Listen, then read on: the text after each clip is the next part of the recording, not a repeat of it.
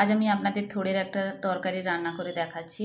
থোড়টাকে প্রথমে আমি কেটে নিয়ে ধুয়ে পরিষ্কার করে নুন এবং হলুদ মাখিয়ে রেখেছি এবং ভালো করে মাখিয়ে রেখেছি এবং এখান থেকে অনেকটা জলও বেরিয়ে আসছে। আমি পরপর রান্নাটা আপনাদের দেখাচ্ছি। কড়াই গরম হয়ে গেছে, আমি এতে তেল দিয়ে দিচ্ছি এবং রান্নাটা আমি চিংড়ি মাছ দিয়েই করব। চিংড়ি মাছগুলো ভেজে নিচ্ছি। তেল গরম হয়ে গেছে, আমি চিংড়ি মাছগুলো ভেজে নিচ্ছি।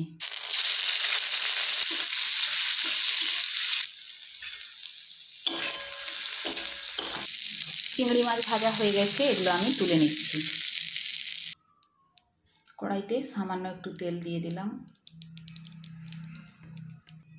তেল গরম হয়ে গেছে, লঙ্কা এবং কালো জিরা ফোড়ন দিয়ে দিলাম।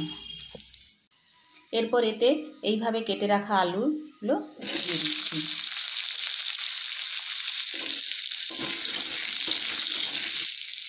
ঢাকা দিয়ে দিলাম। ঢাকা দিয়ে আমি আলুটাকে কষাবো। আলুটা যখন অল্প কষা হবে তখন আমি এর মধ্যে দিয়ে দিচ্ছি পেঁয়াজ কুচি।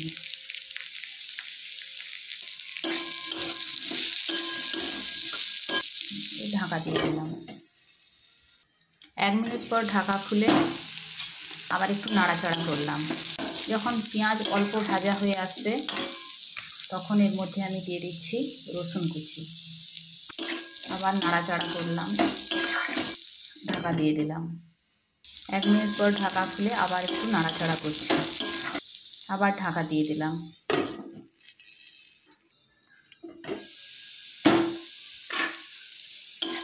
যখন দেখবেন রসুনটা অনেকটা ভাজা হয়ে গেছে, রঙটা একটু চেঞ্জ হয়েছে রসুনের, তখন এই অবস্থায় এক এক করে দিয়ে দেবেন কুচনো লঙ্কা স্বাদ মতো, এইভাবে কেটে রাখা বেগুন, টমেটো, স্বাদ মতো হলুদ দেবেন। থোড়ের সঙ্গে যেহেতু নুন হলুদ মাখানো রয়েছে তাই হলুদ এবং নুন দেওয়ার সময় এটা মাথায় রেখে দেবেন। প্রয়োজন মতো হলুদ এবং লবণ দিয়ে দিলাম। গ্যাসের ফ্লেমটাকে সামান্য একটু বাড়িয়ে দিচ্ছি এবং এর মধ্যে দিয়ে দিচ্ছি সামান্য একটু জিরে বাটা।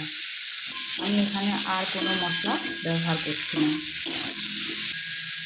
ঢাকা দিয়ে দিলাম।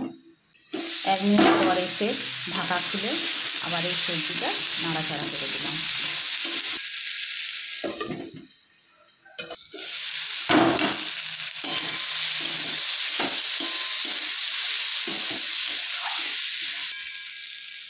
যখন দেখবেন বেগুন অর্ধেকের বেশি সেদ্ধ হয়ে গেছে তখন নুন এবং হলুদ মাখিয়ে রাখা থোড়টাকে ভালো করে নেড়ে নিয়ে তরকারির মধ্যে দিয়ে দেবেন।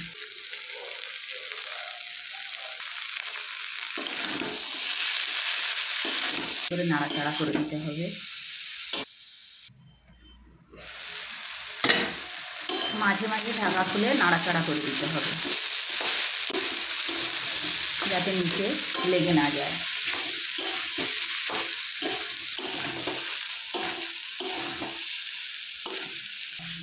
পুরো সবজিটা ভালো করে কষা হয়ে গেছে। এই অবস্থায় আমি এতে আরও ভালোভাবে সেদ্ধ হওয়ার জন্য জল দিয়ে দিচ্ছি। ওটাই সেদ্ধ হয়ে আছে তাই খুব বেশি জল ব্যবহার করছি না।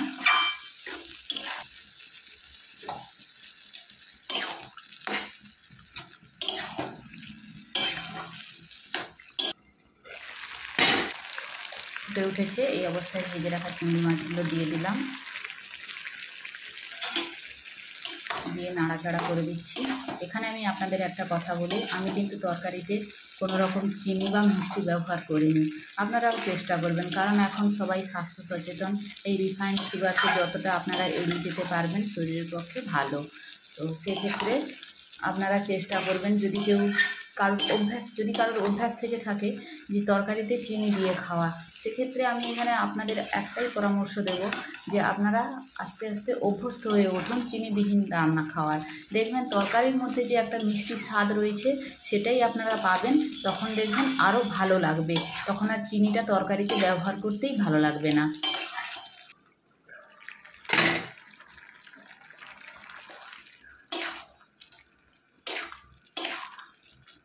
মাঝে মাঝে ঢাকা খুলে একটু নাড়াচাড়া করে দিতে হবে।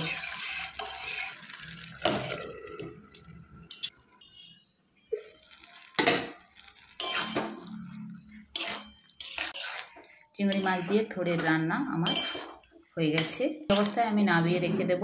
তরকারিটা আপনারা গরম গরম ভাতের সঙ্গে কিংবা রুটির সঙ্গেও খেতে পারবেন, সত্যি ভালো লাগবে। একবার নিজেরা রান্না করে দেখুন, অল্প তেল মশলাতেই রান্নাটা হয়ে যাবে।